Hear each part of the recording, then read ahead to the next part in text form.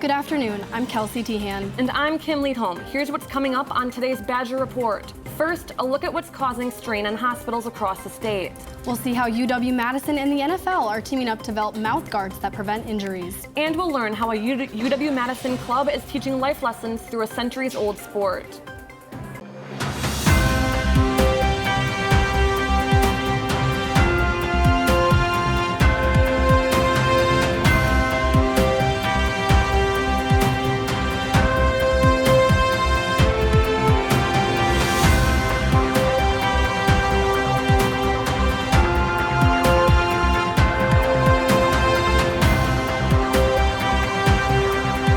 From Vilas Hall on the campus of the University of Wisconsin-Madison, this is the Badger Report. COVID cases and hospitalizations are rapidly rising across the state post-Thanksgiving, and hospitals are struggling to keep up. In some areas, there's no room for patients, and the hospitals that have open beds are filling quickly. That's right, Kelsey. Governor Evers says the Federal Emergency Management Agency will be in Wisconsin in a few weeks after 270 state healthcare facilities requested staffing help. Hospitals admittedly are stretched thin, and they're doing everything they can to keep the focus on their community and provide the care that their patients need. We're not hitting the snooze button anymore on the current state of hospital capacity in Wisconsin. Like, the alarm is going off. The hospitalizations for COVID patients has gone up. It's not at the same level as it was last fall, but our hospitals are more full to start with sicker patients. Hospitals are more full. According to the Wisconsin Hospital Association, there are only 37 ICU beds available in Wisconsin. In the northwest and western regions of the state, there are no ICU beds available. Yeah, we are seeing incredible amounts of patients not only in the hospital but waiting to get in and waiting to get into the system of care with us within UW, and there's a wait list every day, but we have been filling every bed that we have the ability to staff. We have been filling those. The COVID-19 pandemic and the effects the pandemic is having on the community is the leading cause of a hospital strain and capacity limits, but there's another factor at work, or not at work, a shortage of healthcare workers. Staff shortages was something that existed in Wisconsin, really nationwide in healthcare prior to the pandemic, and it has been exacerbated undoubtedly by the pandemic. There's also national staffing shortages for specific types of healthcare workers, which further challenges us. So right now, it is challenging as a health system to operate your hospital in a way where you can take care of the most number of patients possible.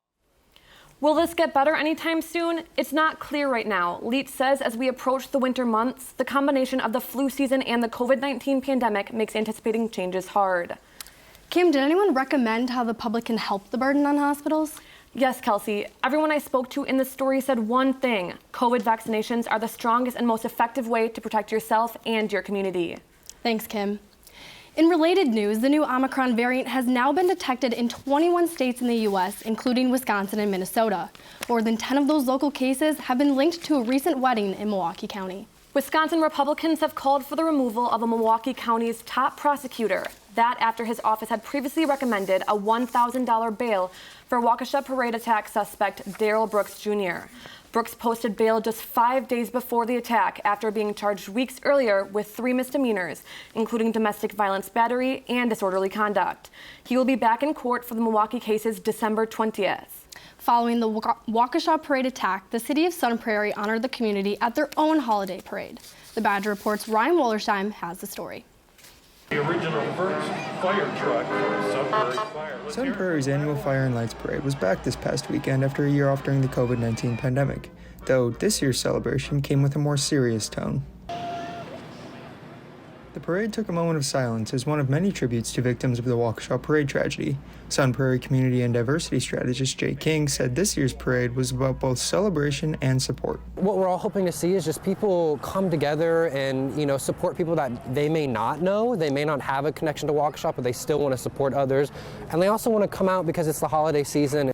Sun Prairie also added 3 message boards where parade goers could show support for Waukesha's first responders, community members, and healthcare workers. While the effects of the Waukesha parade tragedy can be seen through messages of support, departments across Sun Prairie's first responder divisions and beyond worked behind the scenes to ensure the safety and holiday spirit of their own Christmas parade. So this is a team effort between fire, police, EMS, and Public Works to put this thing together and have safety implemented throughout the whole city. Chief Garrison also said the city doubled its police and fire presence for this year's parade. Police Lieutenant Ryan Cox said that Sun Prairie has spent years actively developing an emergency action plan, long before such a public safety threat hit so close to home. We look at these events, both local, statewide, countrywide, and worldwide, for us to be able to be prepared. So we do not stay ignorant to them whatsoever. With public safety on the minds of first responder departments across the state, Sun Prairies remain ready to answer the call. For the Badger Report, I'm Ryan Wollersheim.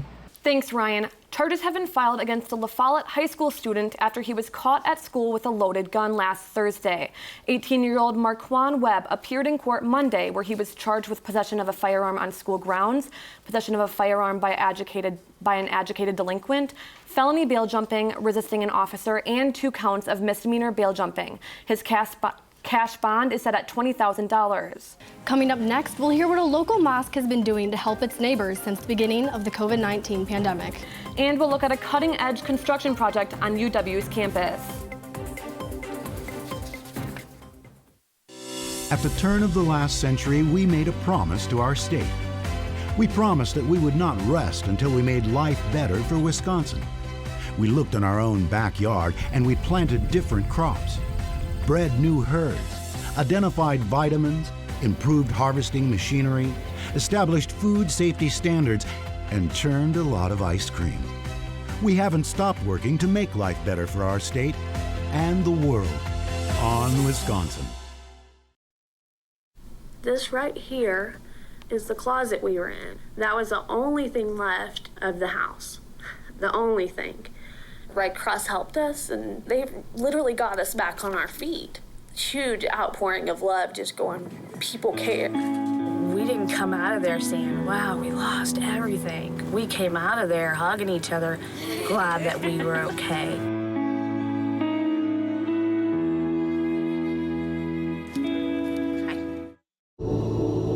Progress is an endless challenge. Here at the University of Wisconsin, we're a community of innovators in constant motion. We think on our feet, connect with each other, and hit our stride, pushing past limits. Progress is an endless challenge, but it is only those up to the challenge who change the game.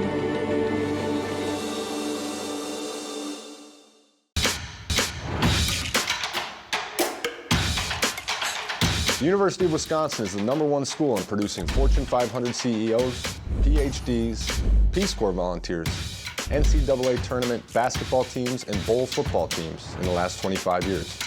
That doesn't surprise me because if you get a Badger, you get an all-star on and off the field. You know what they say, and it's true. When you say Wisconsin, you've said it all. I love it. After breaking ground in June, the expansion of the UW Veterinary School is well underway. With over $53 million in donations, the school will improve instruction space for students and expand labs for studying animal and human diseases. The expansion will also increase and modernize infectious disease research space. Personally, I'm very excited about the expansion because I think it means that it's raising the quality of patient care that we can provide to owners, and it's also raising the educational opportunities that we can give to students. Not only will the expansion improve the conditions for students and research, but also the animal hospital and its patients. UW's small hospital is set to be doubled and the large animal hospital enhanced. But looking forward to what we're going to get when we come out on the other side of this with great facilities, a great place to work, being able to be, cutting edge at every level of the same. The enterprise is projected to be completed in 2023 and renovation of the existing building by late 2024. The vet school isn't the only construction going on at UW-Madison. 3 resident halls, Slichter, Cronsage, and Celery, currently have plans to undergo renovations, complete with new bathrooms, lounge areas, and updated utilities. A redevelopment study for Library Mall is also in the works, with goals to expand public gathering space with new paving and passive recreation lawn areas. At the start of the COVID-19 pandemic, Imam Ibrahim Saeed recognized the need both within his own community and beyond. The mosque he leads on campus began hosting food drives 2 to 3 times a week. Now, the mosque is partnered with Second Harvest Food Bank and provides food for 100 families of all faiths once a week. Imam Ibrahim traces these efforts back to his roots in faith. I mean, I guess also it has to do with where I come from, where this kind of stuff is part of me. I mean, my family, my dad, my grandfather used to do that back in Africa where people were in need. Imam Ibrahim emphasized the power of community, and although he anticipates challenges this winter with dropping temperatures, he's confident that they can continue to serve the city of Madison as a whole. Stay with us. Up next, we'll find out more about possible snow in the near future. And we'll hear about a UW graduate's recent comedy show at the Orpheum.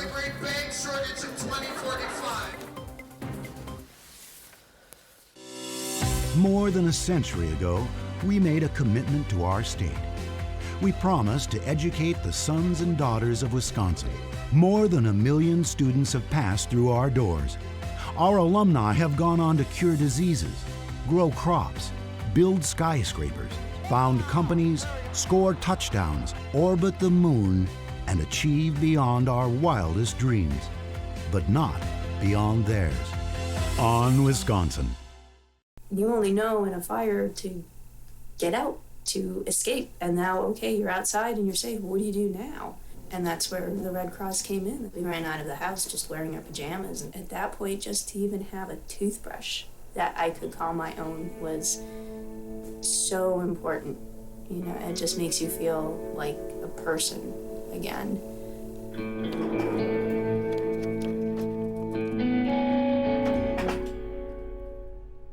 It's Big Ten football. Camp Randall Stadium. If you think back to 1990, There's a fumble and it's recovered. Wisconsin was not the Wisconsin it is today. Madison has offered the position of Barry Alvarez. When you take over a losing program, you have to change the culture. Talking about momentum shifting. You can't do it with mirrors. You can't do it with tricks. This is a family. That's how you win. It's been a great ride. I hope you've enjoyed it as much as I have.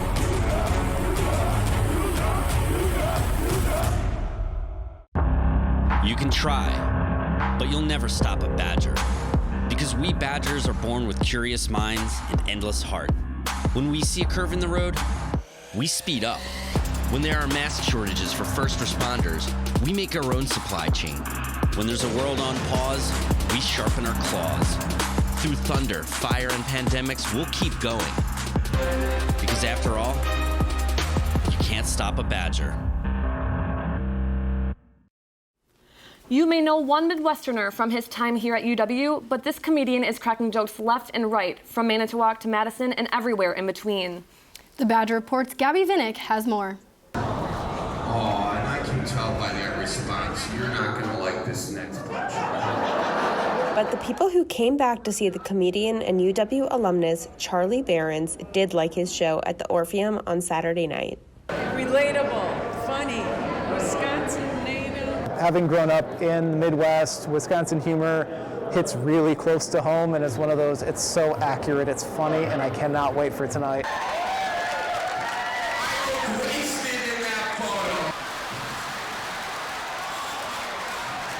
Charlie Berens has performed in huge theaters like this one all over, but some of his fondest memories are right here in Madison. And my Manitowoc Minute character is based off of, my time in local news. So the foundation was all sort of laid at Madison. So I'm very, very thankful for it. How am I supposed to trust you if you're not adequately prepared for the great bag shortage of 2045, huh? There's sort of be nice first, ask questions later. And that attitude can get you a long way, and then also just the work ethic. I think the Midwest has a really great work ethic. As always, go Badgers and muck Michigan. For the Badger Report, I'm Gabby VINICK. Thanks, Gabby. Well, we could all use a little more laughter this time of the year, right, Kim? Yeah, Kelsey, especially with finals coming up next week. A Wisconsin State Journal nonprofit toy drive has raised almost $137,000 in advance of the holiday season. The initiative, titled The Empty Stocking Club, will hold a distribution event to give the toys to children in need December 14th and 15th at the Alliant Energy Center. With holiday season now underway, we want to prepare you for the chillier temperatures and potential snow showers. The Badger Report's Gabby VINICK is back here with the weather. We've had some sunny days this year, but it looks like it's time to pull out those snow boots. Winter is here and snow is finally coming just in time before the holiday season begins. Today, expect to see possible rain showers with a 50% chance of rain. And bundle up for tonight when temperatures will dip to about 30 degrees with a 50% chance of snow. And don't let the frostbite tomorrow when winds will pick up to about 10 to 15 miles per hour. And throughout the morning, expect to see some snow showers with a 50% chance of snow and a high of 30 degrees. Temperatures will get as low as 21 degrees on Saturday night. And if you're looking to go holiday shopping on Sunday, that may be the best day for you. Winds will pick up to about 10 miles per hour, so hold those shopping bags tight. The day is looking pretty cloudy, but we should see the sun peek out later at about 40 degrees. And looking ahead at next week, temperatures will be much warmer in the mid-40s. For your Madison Weekend Weather Report, I'm Gabby VINICK. Thanks, Gabby. Coming up next, we'll see how UW-Madison and the NFL are teaming up to keep players safer.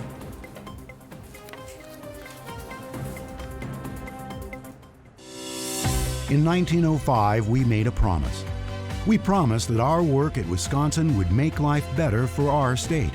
Our research has developed crops, restored lakes, cured diseases, uncovered history, peered into space, and saved lives. More than a century later, we've not only kept our promise to Wisconsin, we've extended it to the world. On Wisconsin.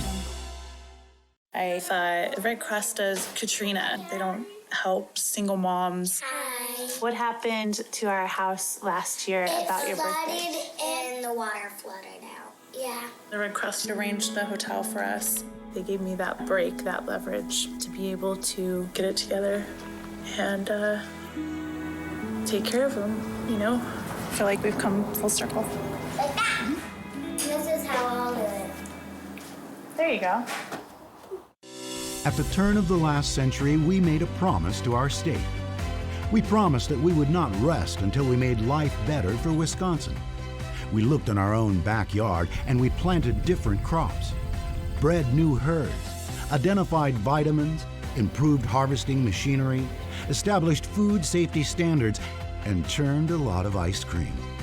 We haven't stopped working to make life better for our state and the world. On Wisconsin. You can try, but you'll never stop a Badger. Because we Badgers are born with curious minds and endless heart. When we see a curve in the road, we speed up. When there are mask shortages for first responders, we make our own supply chain. When there's a world on pause, we sharpen our claws. Through thunder, fire, and pandemics, we'll keep going. Because after all, you can't stop a Badger.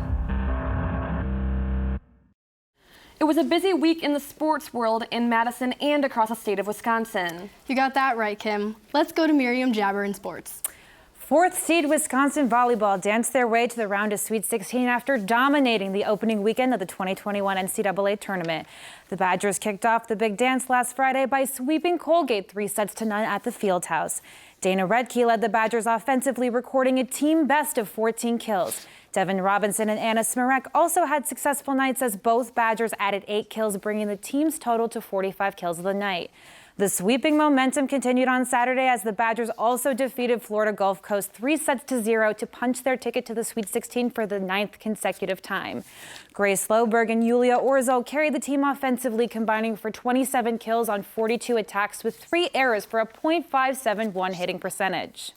Yesterday afternoon, the Badgers continued their hot streak, knocking out number 13 UCLA 3-0 to move on to the NCAA Regional Finals, which takes place this Saturday at the Fieldhouse. If the Badgers can defeat arch rivals Minnesota, the team will advance to the Final Four, which takes place in Columbus, Ohio. In the world of hoops, the number 22 Wisconsin men's basketball team is on a roll with an 8-1 start to the season and a 6-game win streak. Last Saturday, the Badgers clipped the wings of the Marquette Golden Eagles at the Kohl Center. After a sluggish first half, Wisconsin turned it around in the final minutes, with 4 Badgers putting up double digits to solidify the 89-76 victory over state rival Marquette. Sophomore guard Johnny Davis led the pack by scoring 25 points. Davis averaged 7 points a game during his freshman year, but has yet to average single digits in a game this season. Senior Brad Davidson also dominated offensively by scoring 20 points. And last night, the Badgers overcame a 22-point deficit to win their first conference game of the season, 64-59 against the Indiana Hoosiers. The Badgers continue Big Ten play this Saturday at Columbus, facing off against number 21 Ohio State this Saturday at 11 a.m. Number 2 Wisconsin women's hockey team hit its first slump of the season in a border battle against number 3 Minnesota. The rough patch began on Friday when the Badgers dropped the first game of the series 3-2 at LeBon. The Gophers opened with a 2-0 lead in the first period, but by the second period, Wisconsin's Casey O'Brien put the Badgers on the board after scoring off of a feed from Maddie Prosig. Maddie Wheeler tied the game in the third period for a mere 9 seconds before Minnesota's Katie Skaja bounced back with the game-winning goal for the Gophers. Here's what seniors Grace Bobley and Kennedy Blair had to say about Friday's game. It's obviously tough to go from a bye weekend to play one of the top teams that came off of some great games last weekend. I think we picked it up for the second and third, and I'm really proud of our performance in the last 2 periods. We're going to lose one of these times, and I think it's a learning opportunity for all of us. We can't hang our heads and just come back tomorrow. Closed out the series in a 2-2 draw. Wisconsin will fight to pick up a win tomorrow night when they take on number 6 Bemidji State at Minnesota. On Thursday, December 30th, the Wisconsin football team goes bowling. The Badgers are scheduled to play Arizona State in the 2021 Las Vegas Bowl at Allegiant Stadium. Wisconsin's trip to Vegas marks the program's 20th consecutive bowl game and 5th time the Badgers face off against the Sun Devils. Both teams hold an 8-4 overall and 6-3 conference record, while the Sun Devils own a 3-1 series lead over the Badgers. It will be an exciting opportunity for Wisconsin to end their season on a high note. This season, the Wisconsin football team is also sporting new equipment as part of a research partnership to help reduce injury. Kelsey Tehan has the story on how it's being conducted and what it means for the future of the sport. Head trauma in sports, especially contact ones like football, is a major concern for athletes. That's why UW has teamed up with the NFL to conduct research on head injuries right here on campus. So the purpose of the project is to measure on-field head impacts sustained by our University of Wisconsin football players with instrumented mouthpieces. This is just a regular mouthguard. The company that actually makes this is just a standard custom mouthguard manufacturer. The unique part is this layer of sensors that kind of wrap around the very front piece of the mouthguard. So that is the equipment that allows us to measure the head and neck movements. The Badger Athletic Performance Laboratory conducting the research is working alongside UW trainers that diagnose concussions in these players. It's by far the most significant concern that we have is making sure that we can properly diagnose and assess them for a concussion. And that's one of the reasons why these studies are so important, is because we're trying to develop baselines and gather data so we can potentially predict of who might be at risk for long-term effects from concussion. UW football players will continue to wear these mouth guards through the rest of the season in practice as well as in the bowl game. Research will pick up again in the spring when players suit up and practice right here in the early months of 2022. It may be years down the road before we see significant changes, but the more data that we collect, the more we can learn about these types of things. For the Badger Report, I'm Kelsey Tehan. That's quite the exciting news in the football world. In other NFL news, the Green Bay Packers are coming off of a bye week and will host rival Chicago Bears at Lambeau Field this Sunday at 7:20 p.m. This has been your weekly sports update, and for the Badger Report, I'm Miriam Jabber. Thanks, Miriam. Coming up next, we see how a UW Madison club is teaching life lessons through a century-old sport.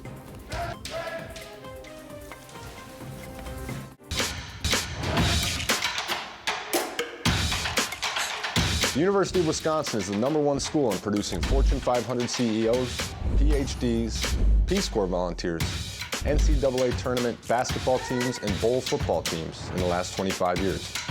That doesn't surprise me, because if you get a Badger, you get an all-star on and off the field. You know what they say, and it's true. When you say Wisconsin, you've said it all.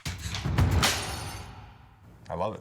I thought I'd start the video by showing you the apartment building where the fire was. When things like this happen, I think you find a new perspective on life. Red Cross put us in a hotel, so we were able to stay together. We're strong, and if we overcame that, or if we can overcome that, we can overcome anything, so.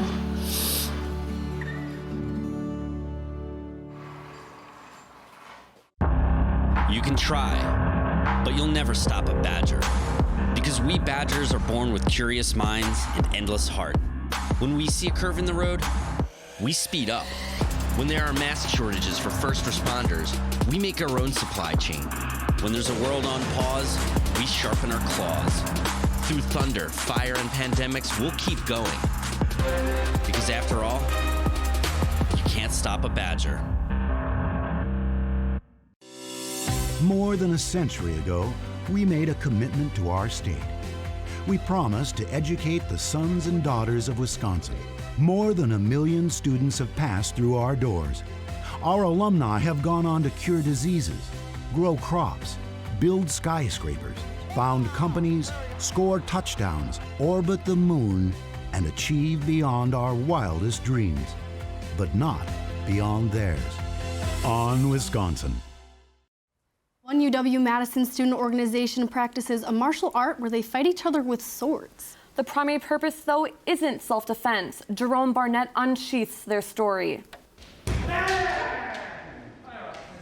Kendo clubs is basically like Japanese-style fencing. You're supposed to hit your opponent in a specific way in order to get a point. The sword is made of bamboo. I don't do any regular sports or hit the gyms or anything, so this is my form of keeping my body in shape. That's what attracted me. I was interested in the sport beforehand. My father had practiced it when he was younger, so I'm somewhat familiar with it, but not experienced. I personally is a huge fan of Japanese culture, and I love those katana and knife stuff.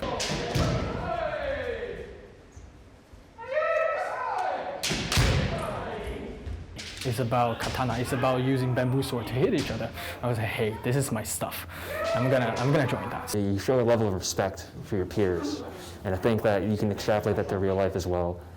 And you know, it's useful in that regard. Kendo trained me to be more reserved. I think this is the most important part of Kendo.